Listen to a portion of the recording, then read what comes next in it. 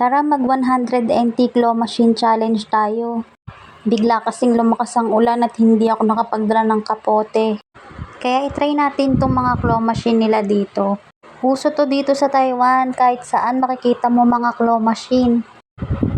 10 NT kada isang game. So ayan, napapalitan ko na yung aking 100 NT. Tingnan natin kung ano yung makukuha ko. Oh, may makukuha ba ako? Challenge! O, try natin dito.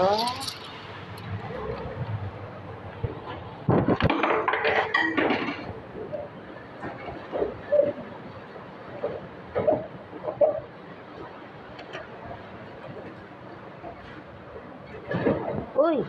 Natalon doon sa kabila.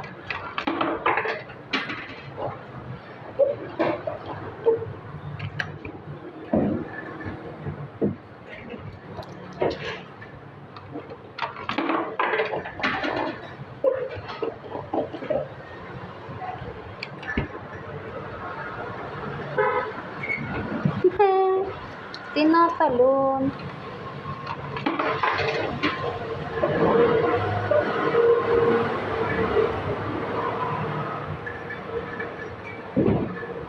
Okay, atang wala akong makukuha dito nakakailan na ba ako?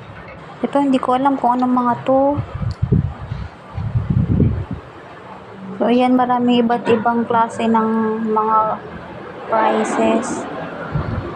Ito, hindi ko rin alam ang tsura nito, parang bibi ba yata ito.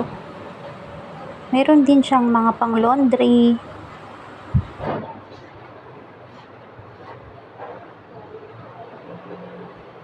Parang ayoko ng mga gamit nila dito.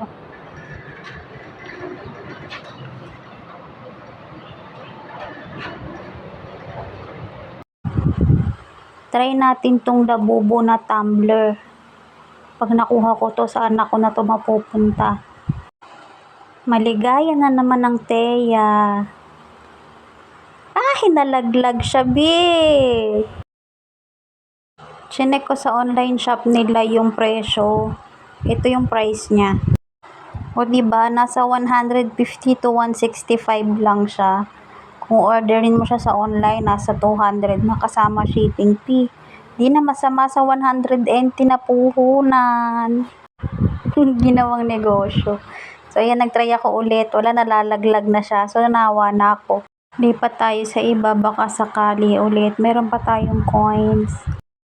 Maiba pala tayo. Sa mga nagtatanong nga pala, ano bang mas maganda kung caretaker o factory?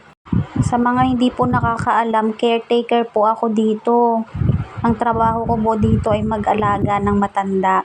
Kalimitan po dito sa Taiwan, puro matanda ang inaalagaan. May mga nagtatanong po kasi kung anong mas maganda kung caretaker o factory. Sa akin po kasi parang mas okay po ang factory kasi mas mataas ang sahod ng factory. Meron naman po mga caretaker na mas mataas ang sahod sa factory. Yun naman po ay swertihan sa employer. May mga employer po kasi na nagdadagdag ng sahod sa caretaker, lalo na kapag medyo mahirap alagaan yung matanda. Pero depende po yun kung magalante po yung magiging employer nyo.